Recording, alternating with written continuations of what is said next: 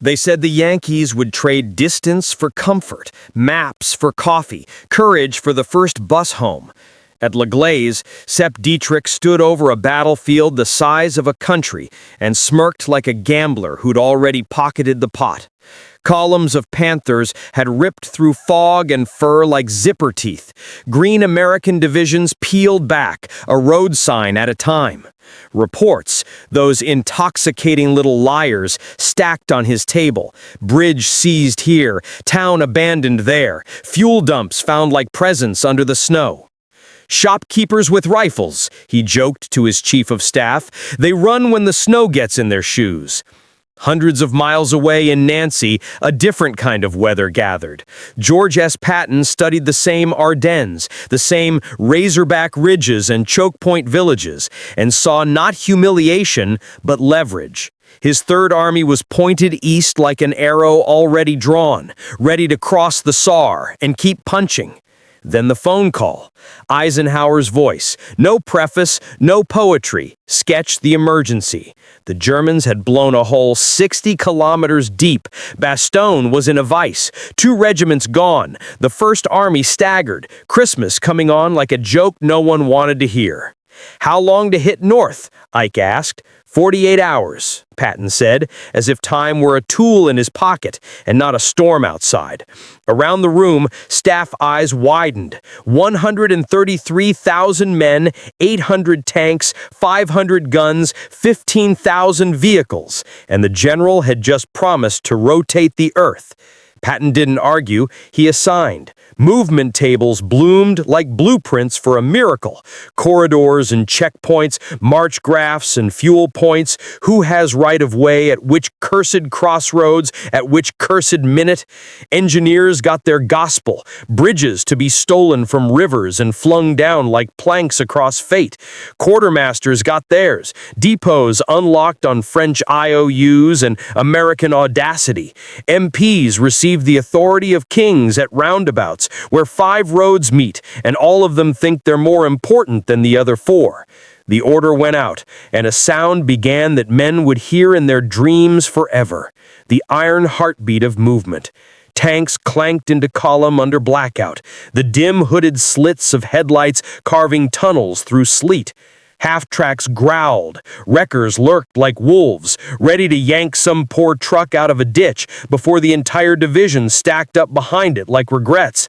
Mess trucks slipped forward with tin cups and salvation.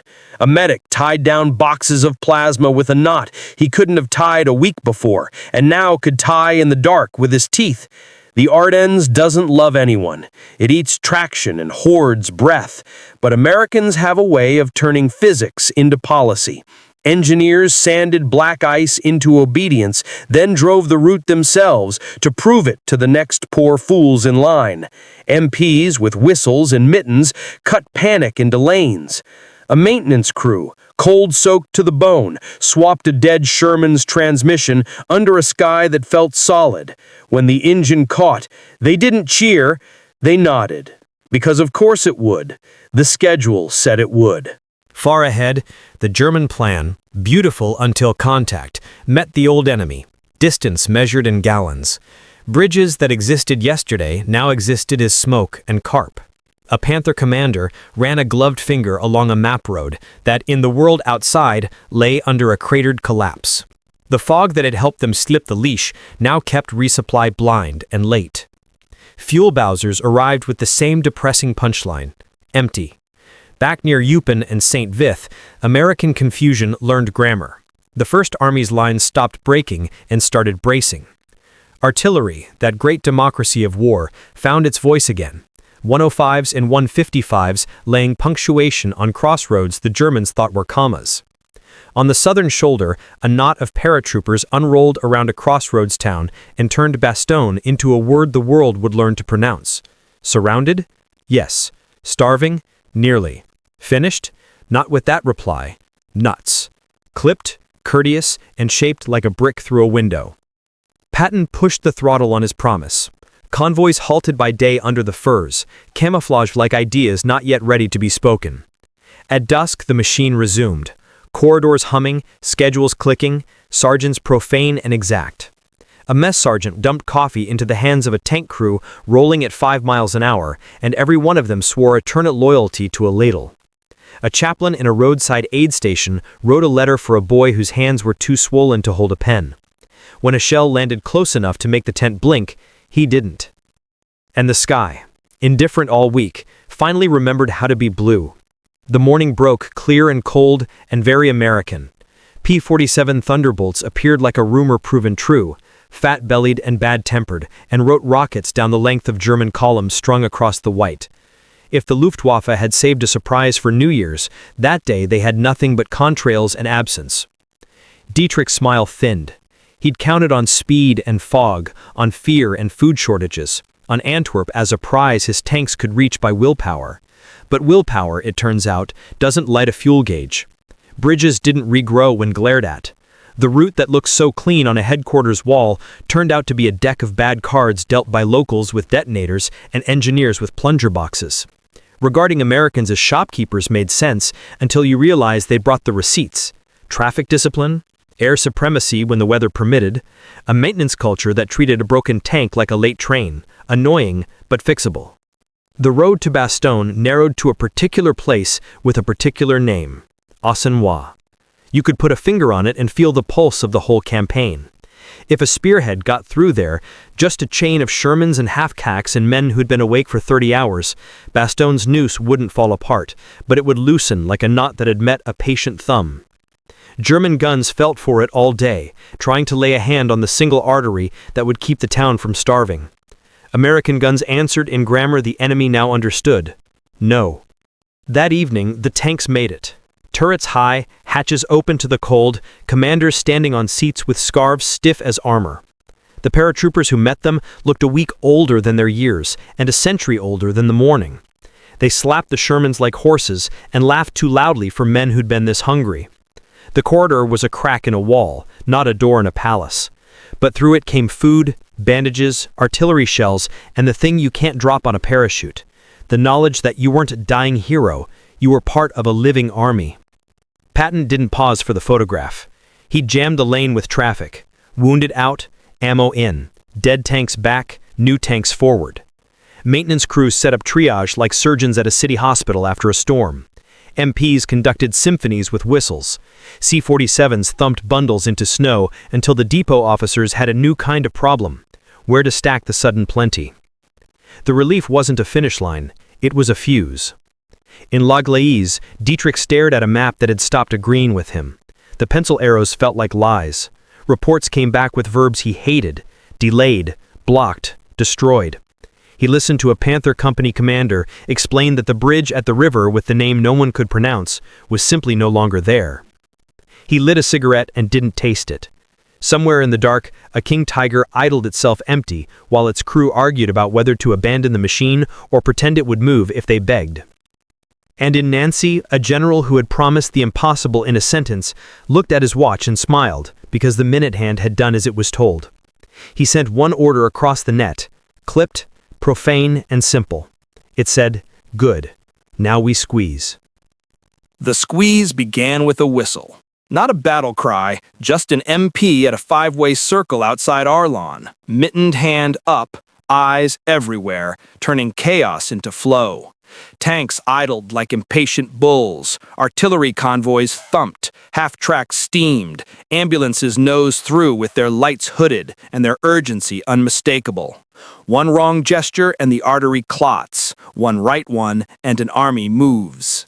He blew 2 short blasts, chopped his hand, and a column of Shermans slid through the gap as if the road had been designed for this very minute. Down that road, the 4th Armored hunted the old-fashioned way, by smell and sound.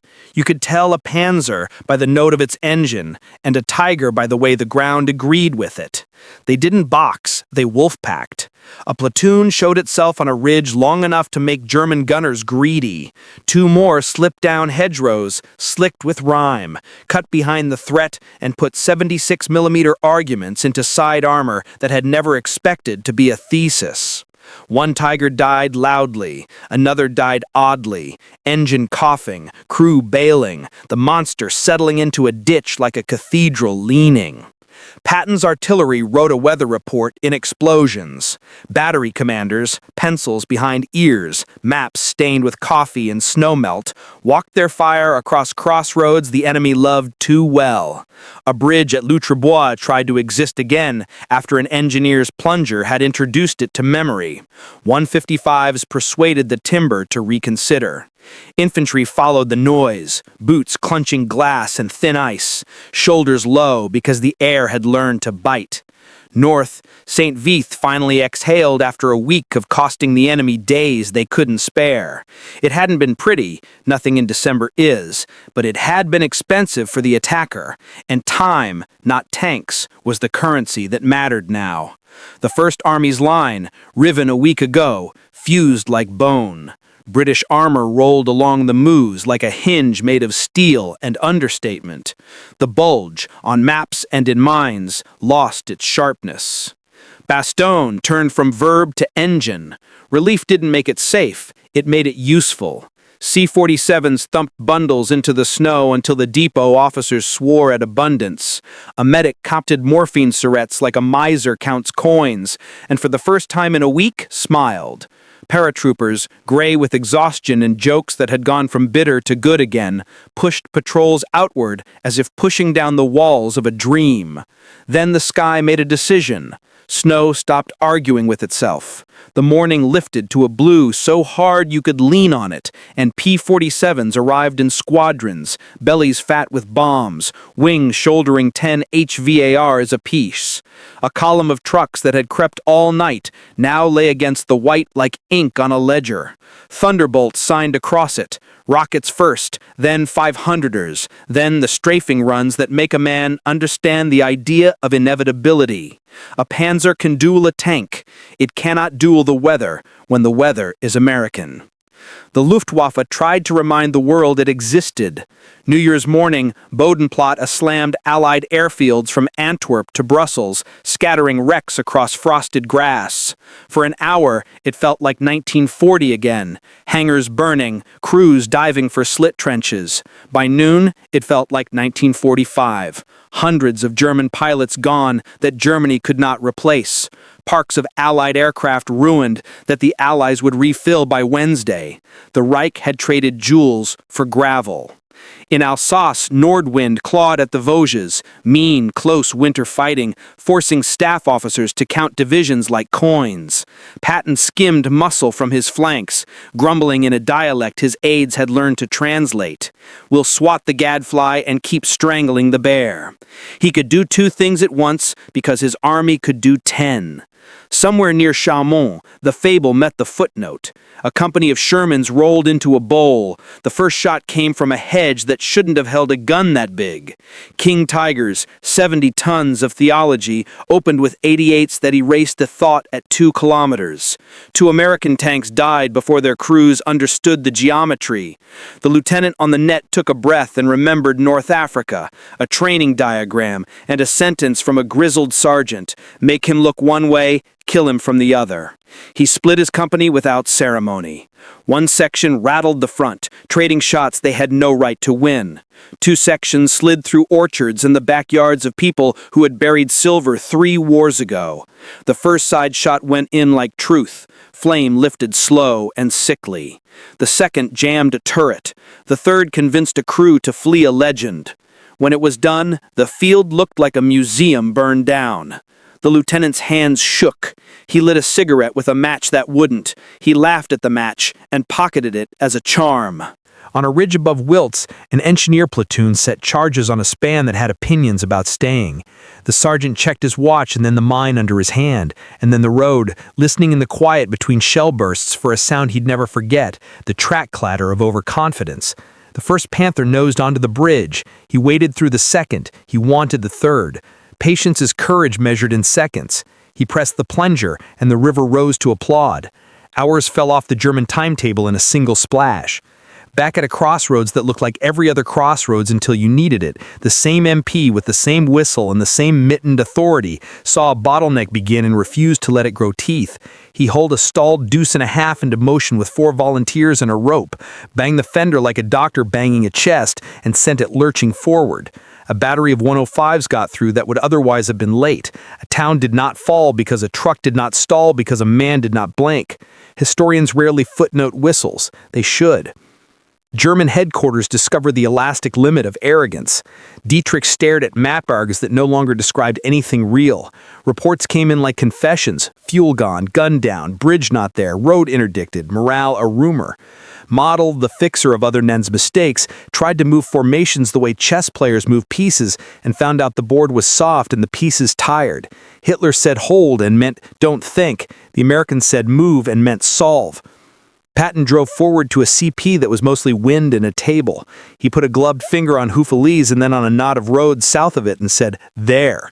Corps commanders didn't look at each other. They looked at their watches.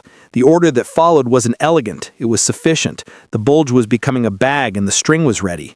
That evening, under sky with stars like nails, a small convoy eased through Assinoy. Ammo in, casualties out, a chaplain riding shotgun on a truck stacked with blankets, a tanker standing in his hatch to catch boxes fossed from the bed of a deuce and a half, because if you caught them, you didn't have to pick them out of the snow later. A paratrooper on the Bastogne side of the line held up a cardboard sign in mittens. Welcome, now turn around and bring more. The tanker laughed, saluted with a frozen hand, and did exactly that. Some wars turn on speeches, this one turned on schedules. And somewhere out ahead, beyond the next ridge and the next blown span, a retreat began that didn't know it was a retreat yet. A king tiger sat nose down in a ditch, like a boast that outlived its teller. A panther idled until its last fumes became silence. A foot soldier with frost in his mustache looked back at a road he would not walk again, and finally understood what the map had been trying to tell him for 3 weeks. The ring he'd built was now around him.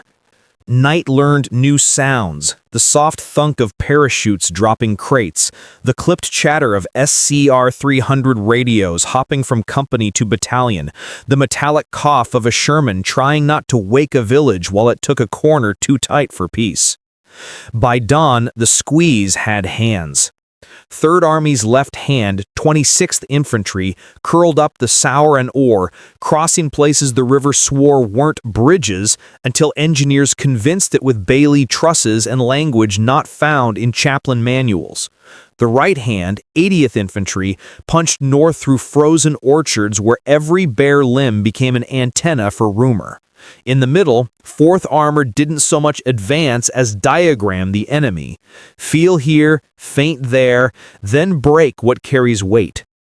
Each town the Germans had labeled strong point became, under pressure, a logistics problem solved by timing rather than miracles.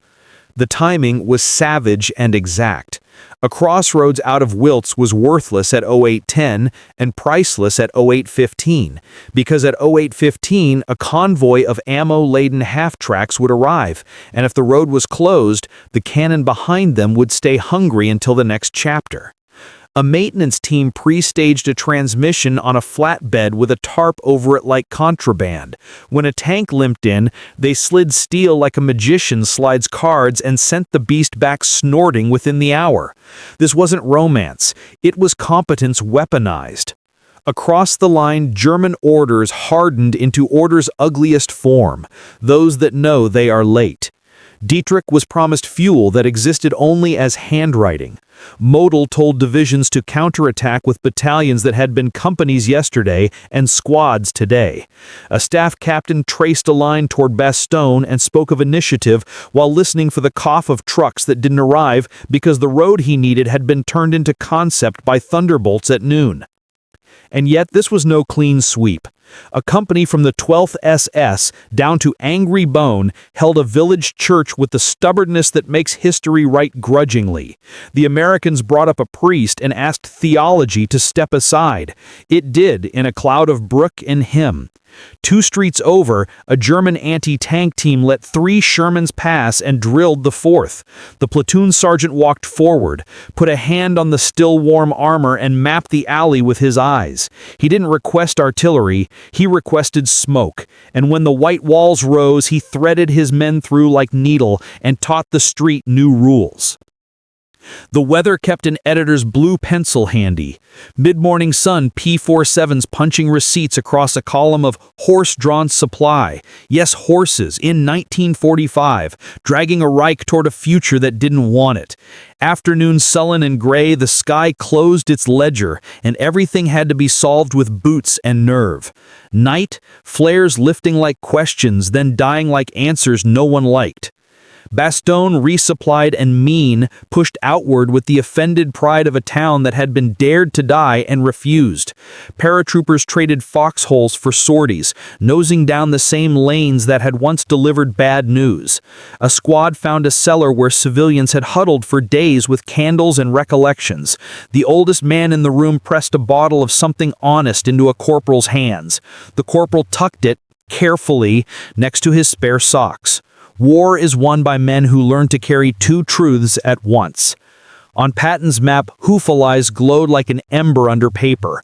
First Army coming down, Third Army going up. 2 fingers reaching. If they touched, the Bulge wouldn't just recede, it would shrink with intent.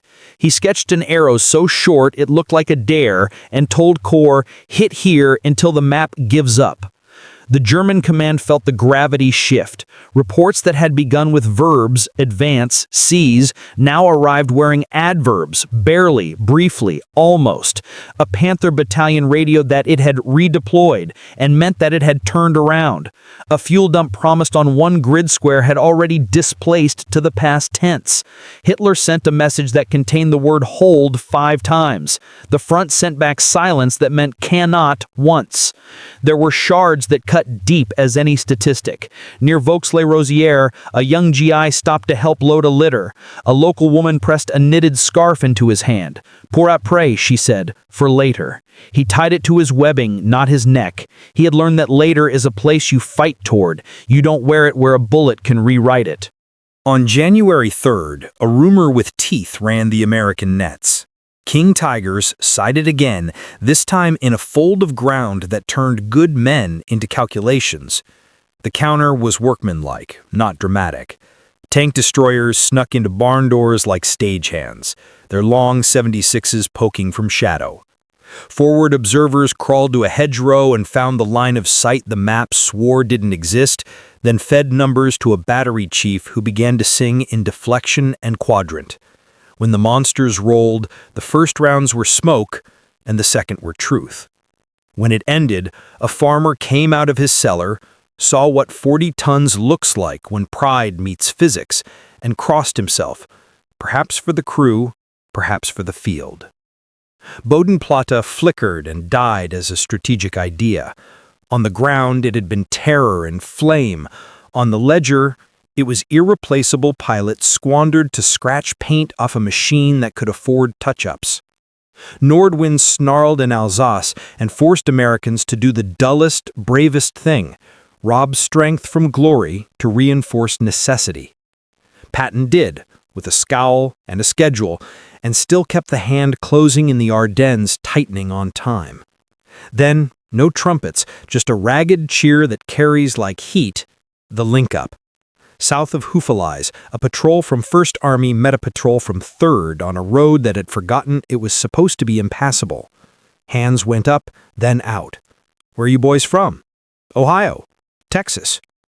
Laughter louder than guns for a whole minute. A photographer missed it because he was busy helping push a Jeep out of a rut. The best moments are like that. The bulge wasn't gone, it was contained. The bag wasn't tied, it was being cinched. But something irreversible had happened. The German offensive, their last loud argument with history, had turned into a set of small retreats pretending to be maneuvers. Dietrich studied a map that had once promised Antwerp and now promised January. Model worked his abacus of divisions and discovered the beads were memories. That night, Patton read reports under a lamp that made the tent look like a study from another life. He found the line he'd been waiting for. Enemy movement restricted to hours of darkness, fuel shortages severe. And he exhaled through his teeth like a man tasting victory and checking it isn't bait. He wrote 2 words on the margin, "Keep squeezing," and circled them twice. In a barn not far away, a tank crew shared the contraband scarf as a blanket for a kid who'd fallen asleep next to the warm engine. The gunner joked that if the crowds had known the Third Army's secret weapon was wool, they'd have blockaded sheep. Nobody laughed. They were too tired and too aware that morning would want rent. Some campaigns end with fanfare. This one would end with a pencil line closing on a town you couldn't pronounce last week. But before that line met itself, winter had one more card to play, and the Germans, out of fuel, short of days, long on orders, were about to make a choice that looked like stubbornness and felt like doom. January 9th began with a sound that meant endings, chains on wheels. Eastbound, they clattered under German half-tracks, hauling guns that wouldn't fire again. Westbound, they whispered beneath American wreckers, dragging casualties of terrain and chance out of ditches. Snow squeaked, radios ticked. Somewhere behind it all, the click of staff pencils made promises the front couldn't keep. Third Army moved as if the calendar itself were in order. 11th Armored slid past the earth, not looking for stand-up fights so much as the seams that turn lines into lace. 6th Armored pressed through receding teeth, treating every crossroads as a riddle with 3 answers: smoke, speed, or fire. 4th Armored, Gaffey's Wolves, kept doing what had worked. Don't duel what wants a duel. Break what can't be replaced. When a panther appeared where a panther shouldn't, the Americans didn't draw straws. They drew a map. 2 flanks and a back door. Air returned with a ledger and a temper. P-47s went back to their winter trade, erasing plans parked in columns. A-20s came in low, patient as plumbers, fixing pressure where it hurt the most. Bridges, choke points, the leading truck in a line 10 kilometers long.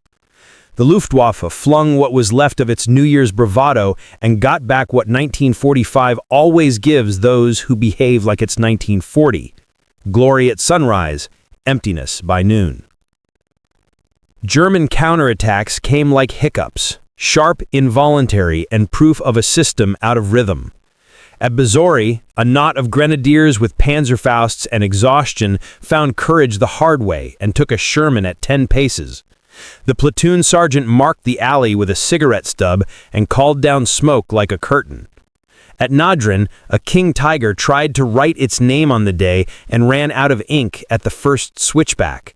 The driver chose forward pride over reverse sense. The ditch did the math. Crews bailed. Men who had outlived a dozen lessons finally learning the last one. Steel is a currency that spends itself. By the 12th, the German verb withdraw shed its adjectives. Elastic defense meant walking backward in snow. Shortening the line meant leaving guns that needed gasoline to be anything but sculpture. Dietrich looked at a situation map and saw that arrows pointing home were longer than the arrows that had brought him here. Model, a professional, did what professionals do when reality arrives. He wrote an order whose truth was already in motion. Patton didn't chase the retreat with speeches. He chased it with timelines. Bridges that could carry 20 tons were asked for 30 and did it because an engineer had believed in a number and then exceeded it. Fuel points slid forward on cue. Corps kept the squeeze steady. Press, pause for refuel, press harder. When a regiment said it could be in Hufflies by dawn, the Corps commander said, "Fine, bring dawn." And then it happened the way important things often do. Not with a trumpet, but with 2 patrols rounding a bend toward each other and realizing their rifles were pointed at friends. South of Hufflies, a squad from 1st Army and a squad from 3rd met on a road that had forgotten how to be safe. Hands came up, names were shouted. Someone tried a joke and it landed because everything lands when you've been measuring your day in meters. A liaison officer unfolded a map and drew a little arc that closed a big one. A photographer arrived late and got only the handshake after the laughter. The picture still looked like victory. The Bulge didn't explode, it deflated. Pockets that had been problems became chores. Bastogne, once a bet against hunger and time, turned into a roundhouse. Supplies in, wounded out. Battalions switching fronts like locomotives changing tracks. The town's name stopped being a headline and became a return address. Paratroopers, lean from a week of rationing courage, traded foxholes for pursuits and lifted their eyes from their own feet to the road ahead. On the German side of the line, last acts played out with a kind of tired competence. Rear guards set mines well and died badly. Feldwebels got men across rivers with dignity and frostbite. A Panther commander backed his machine onto a railway flat car that would never move. He patted the glacis like a dog and climbed down into a future that had no space for what he knew how to do. The order to hold Antwerp had become the order to reach the Siegfried Line. The order to reach the Siegfried Line had become the order to reach tomorrow. January 16th put a date on what everyone already felt. The Bulge was gone. Eisenhower came south to Patton's tent with congratulations that sounded almost like relief. "George," he said, "you turned an army like a man turns a key." Patton, who loved a compliment the way an engine loves oil, allowed himself a grin and then pointed at the map again. The grin vanished. "Good," he said. "Now let's end the winter." The reckoning came as numbers that bite. 67,000 German casualties, 700 tanks gone, the Luftwaffe shaved to a memory. 19,000 American dead, too many names to fit on a page, enough sorrow to drown boasting. But the arithmetic that decides wars, replacements, fuel, machines repaired while the enemy argues with scarcity, had decided this one. The Reich had wagered its last mobile reserve and learned that momentum is not a renewable resource. And the ending you didn't expect? It arrived not with a surrender or a banner, but with a convoy. On a gray noon east of Houffalize, a German lieutenant, mud to his knees, a scarf somebody's mother had knit under his field gray, crawled up a hedgerow and peered across a valley that had belonged to him last week.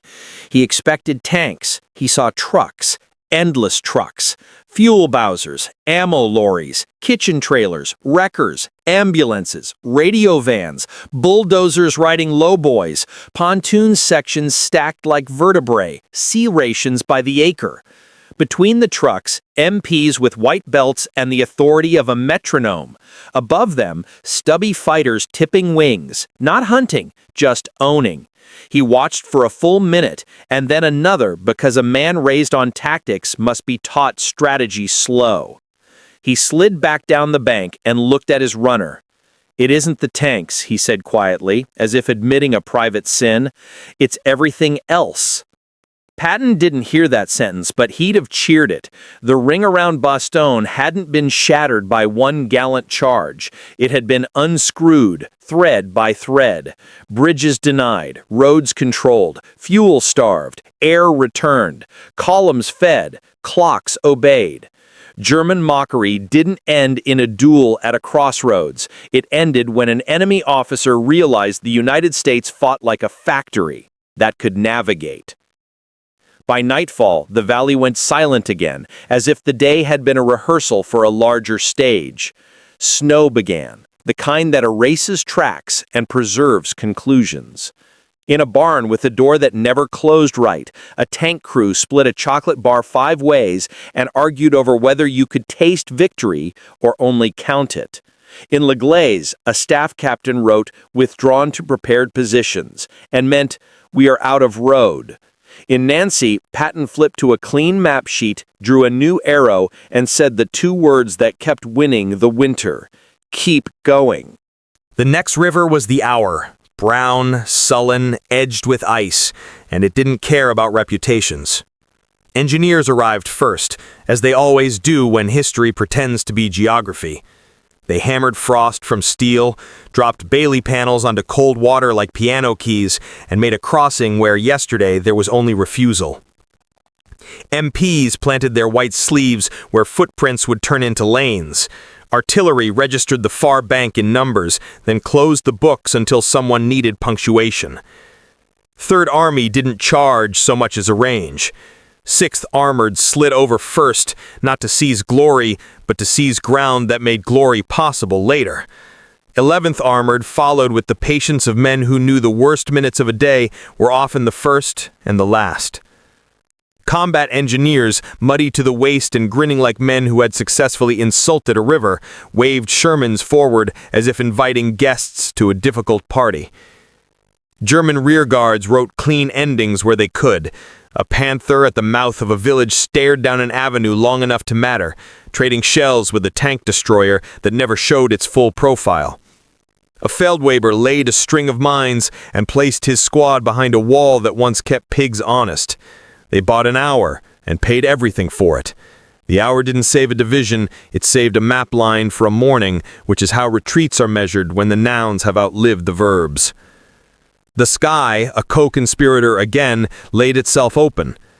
P-47s flew lazy figure eights above columns that had earned the right to be unhurried. Grasshoppers bobbed like punctuation over hedgerows while batteries corrected their commas.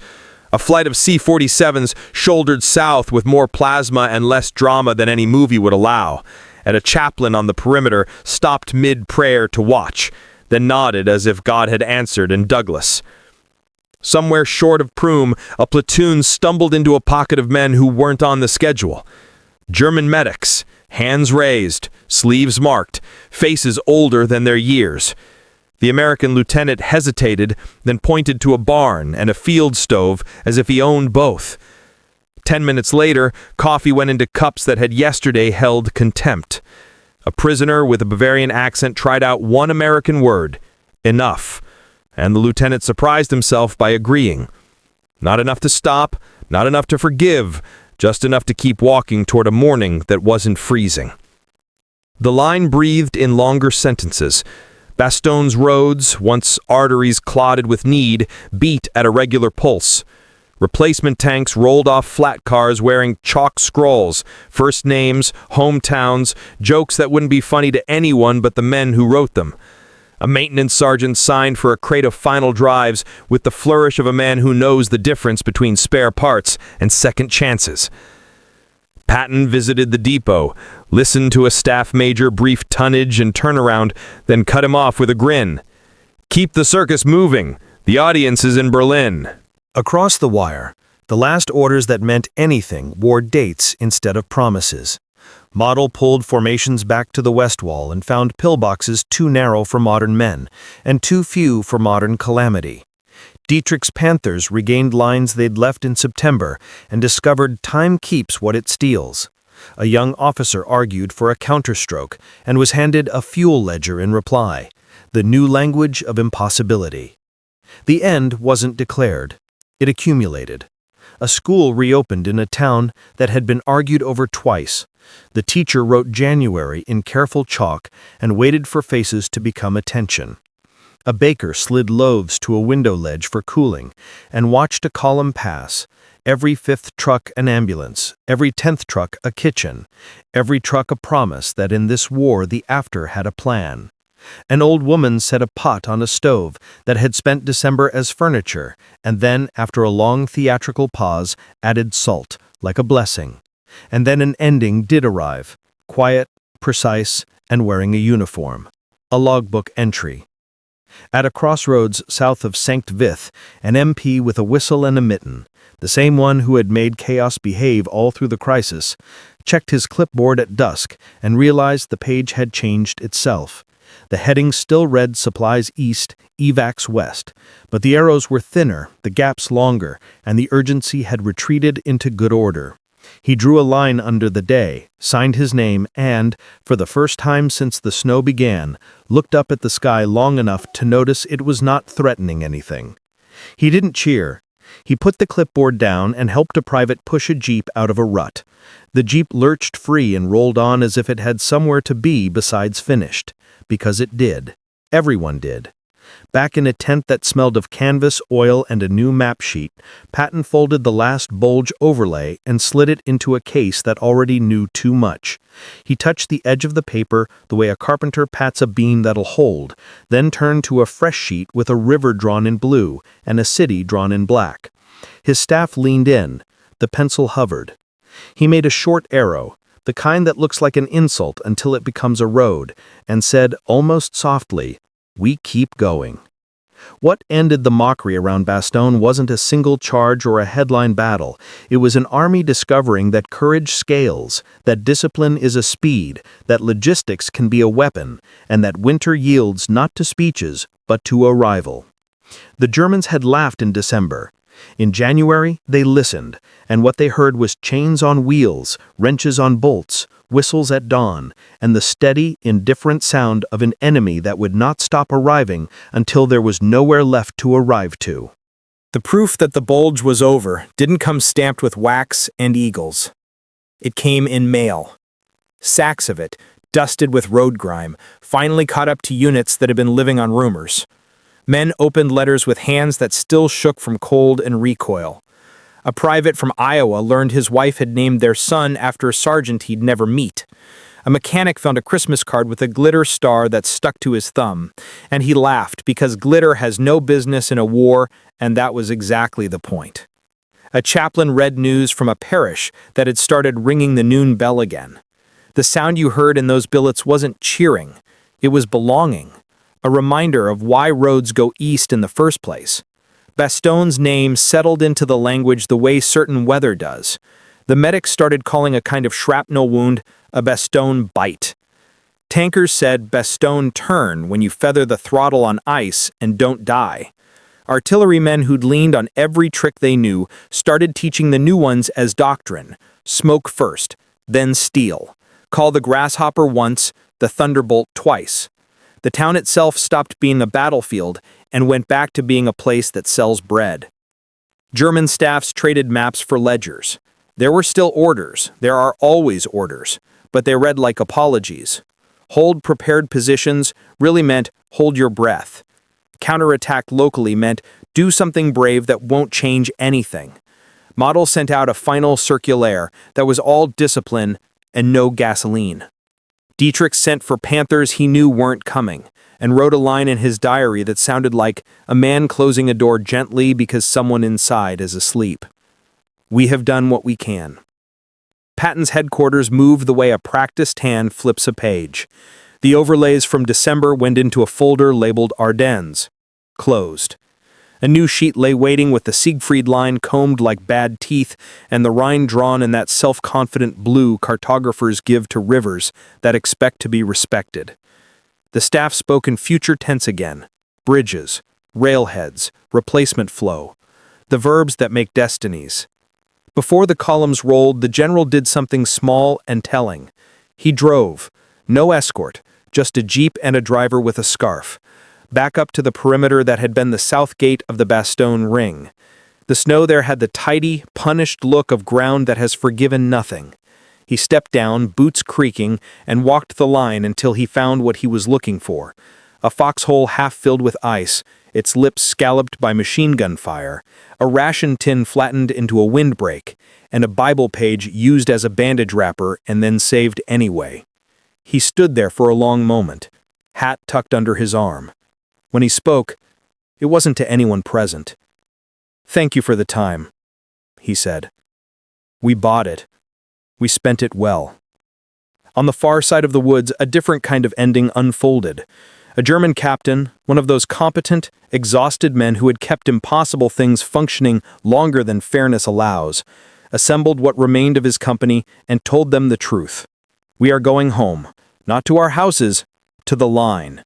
That is the home we have left." No one cheered. A sergeant saluted in the old way which felt like a kindness, and the column stepped off with the strange, careful dignity of soldiers who have learned the limits of themselves and their machines. American MPs put the last touches on a road discipline that would outlive the snow. They swapped out the man at the five-way in Ardennes and sent him to teach the craft to a youngster whose whistle hadn't yet learned the rhythm of convoys. Engineers defrosted their hands over a stove and argued which Bailey panel fit faster. Factories back home had shaved a half-pound, and it felt like a victory. Quartermasters marked pallets Berlin route with chalk that got on everything and nobody minded. A rumor went through the ranks that felt like superstition and turned out to be logistics. Fresh boots were coming, lined, properly sized, enough pairs that no one would be drawing lots or cutting felt out of blankets. The men joked, because joking is how you negotiate with fortune, that the boots meant the war would last forever. The supply officer smirked and said, "Good, you'll want them for walking across bridges."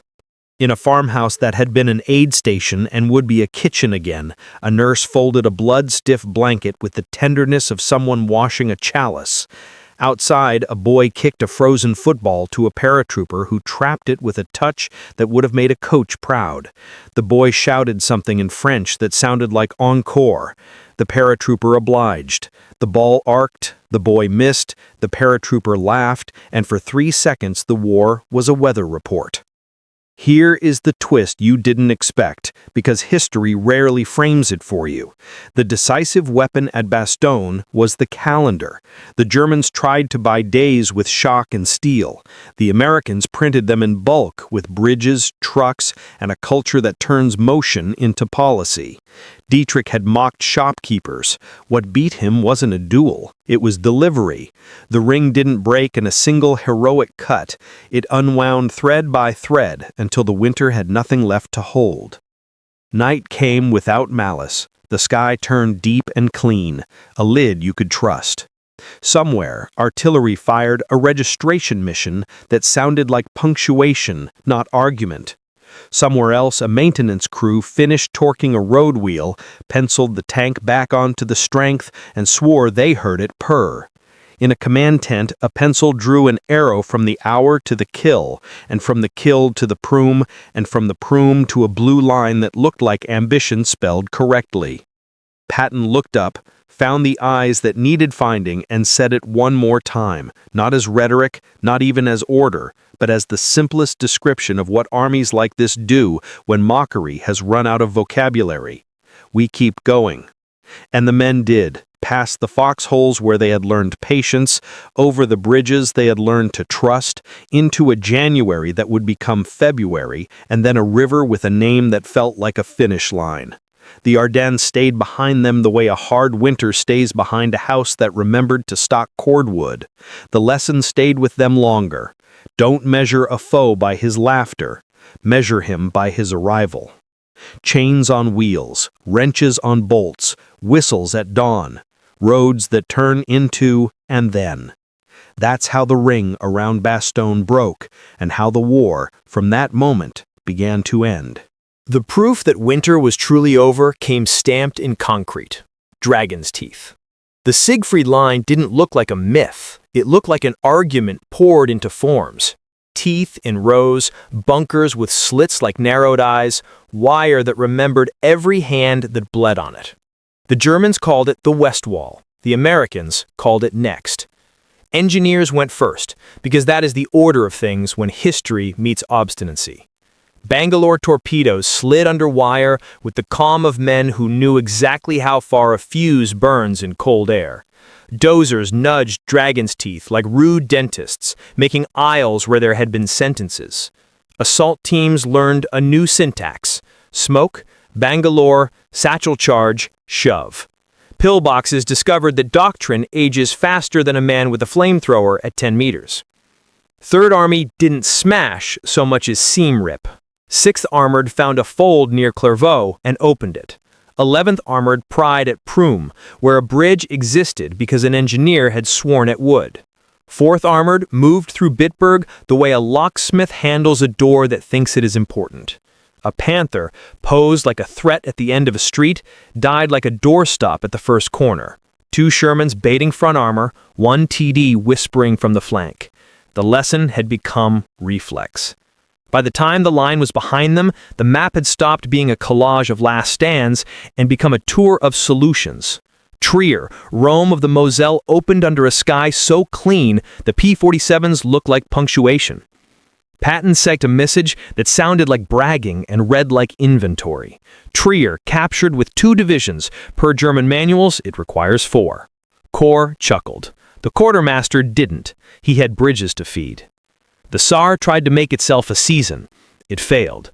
Pontoon treadways slid out like a magician's scarf. Rafts angled against current with the insolent physics of men who had practiced on every creek between Kansas and Luxembourg. Artillery wrote careful letters to the far bank. Infantry carried them over by hand. German counterattacks came in 2s and 3s. Brave, precise, doomed by clocks. When a battalion commander asked for more time, a staff major handed him gasoline. It answered better.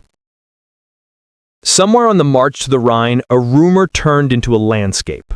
First Army had found a bridge at Remagen that refused to explode on schedule. Men cheered and then didn't, because cheering wastes air, and the road signs already read Koblenz, mines, worms. Patton glanced at the headline truth across the river and chose a subtler fact downstream. Oppenheim, a place name that felt like a footnote, was about to become a verb. Night masked the approach. Moonlight told the engineers exactly what it told the enemy. Everything. The answer was smoke, barge after barge of it, poured across the Rhine until the far bank was an unanswered question. Assault boats shoved off with that special silence engines make when men are listening to their own hands. Riflemen learned again that a river is wide in the middle and wider at the edges where doubt lives. They kept rowing. At 2200 on March 22nd, a whisper became a crossing. By dawn, infantry held a bridgehead stitched out of cellar walls and stubbornness. By noon, engineers had stitched steel to it. By evening, tanks crossed a treadway that bounced like a promise kept.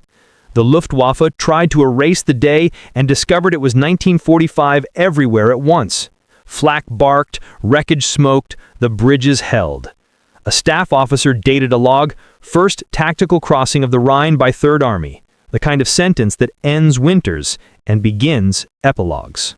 Patton made a phone call that would become a story, because truths this large need laughter to fit in a mouth. He told Bradley the crossing was done, and then added the indecorous line about urinating in the Rhine that every mess hall would memorize by spring.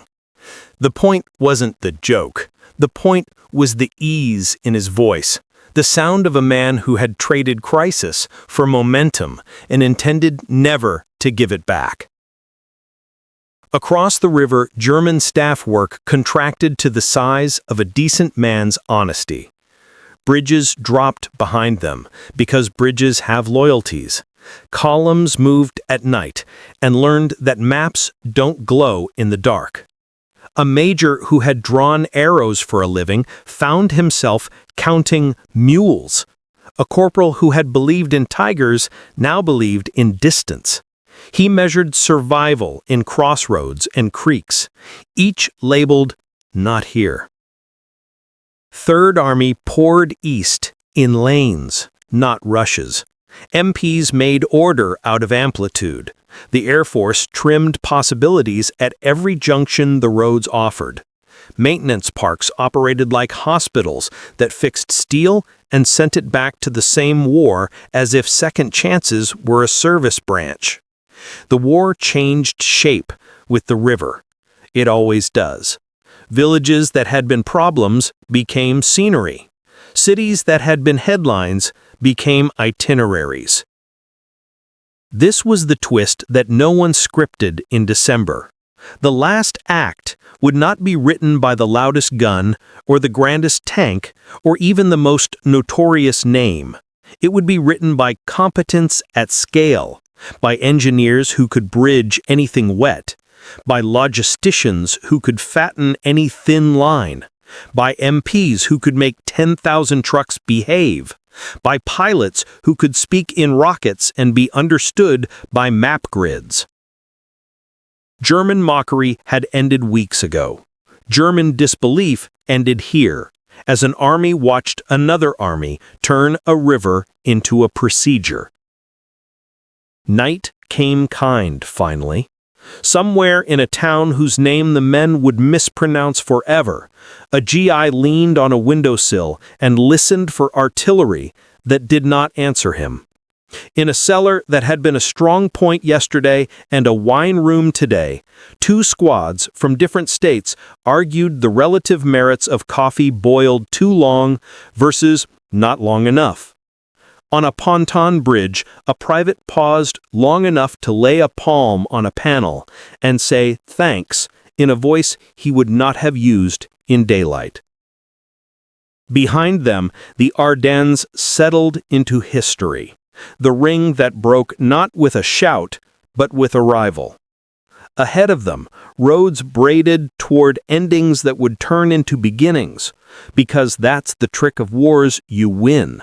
The last march becomes somebody else's first morning. Patton folded one map and opened another. His finger ran from Oppenheim to a horizon he treated like a promise, and he said the only sentence that had ever been his strategy, his style, and his sermon. Keep going. The roads east of the Rhine didn't feel like conquest. They felt like work finishing itself. Third Army fanned out the way competence does, quietly, everywhere. One corps hooked north into the Ruhr's ribs, another slid southeast toward Bavaria, as if answering a riddle in the shape of roads. Cities that had been nouns in newspapers became verbs. We crossed Frankfurt, we threaded Würzburg, we unknotted Nuremberg. The maps lost their thunder, the pencil lines no longer promised drama, only closure. Engineers kept time. Every creek wore a treadway. Every blown viaduct grew a detour like scar tissue laid by experts. Quartermasters turned railheads into cornucopias. MPs broke infinity into lanes. The air stayed American. P-47s hung above columns like good omens, and C-47s arrived on schedule because that was their superstition. Resistance came as arguments, not campaigns. A tiger in a market square died of flanking fire it never saw. A Volksstern platoon tested courage against mathematics and learned the oldest equation in war. Morale divided by artillery equals regret. At a crossroads outside Aschaffenburg, a boy with a Panzerfaust hit the side of a Sherman, then watched three more roll past the burning wreck as if grief had no brakes. The company commander ordered his men to stay buttoned up. "Our job is to arrive," he said, "not to admire the scenery." Then the road curved into what nobody had written on the operations order. Near Ohrdruf, the column slowed for reasons no map explains. The smell found them first, a wrongness that had learned to travel. Wire appeared, and barracks, and men who seemed made of lines instead of bodies. The soldiers of Third Army had seen winter and wrecked tanks and what artillery does to stone. They had not seen this. A medic who'd been steady through Bastogne took one step, then another, and then went to both knees because sometimes the only way to stay standing is to sit down. Patton came. He did not give a speech. He walked the lanes of the camp in silence, then walked out to where the wind remembered how to move and was sick behind a wall because decency must assert itself somehow. When he came back, his voice had the burr of ground steel. "Bring everyone," he said. "Cooks, clerks, drivers. See it, remember it, tell it." An army that had mastered procedures learned a new one. Witness. After that, the pace felt different. Not slower, more consequential. The men who built bridges and balanced ledgers and waved traffic didn't just serve a march, they served a verdict. The Ruhr folded into a pocket and went still, not because someone wrote encirclement on a board, but because the rails were cut, the fuel was gone, the radios found only themselves. Moldl dissolved his army group with the quiet of a man closing a door so others can sleep. Dietrich's last Panthers ran out of horizon. On a mild afternoon in April, a column of POWs passed a U.S. depot bolted together beside a rail spur, forklifts darting, pallets rising, field kitchens serving line after line. The prisoners watched oranges pour from a boxcar as casually as if color were inventory. One of them, a veteran who believed December was destiny, nodded once like a craftsman acknowledging a better craft. Later asked when he knew the war was lost, he didn't name Bastogne or the Rhine. He said, "When I saw they had systems for everything." The last miles had the gentle menace of inevitability. Bridges went up where rivers insisted on being nouns. Towns hung white sheets like punctuation.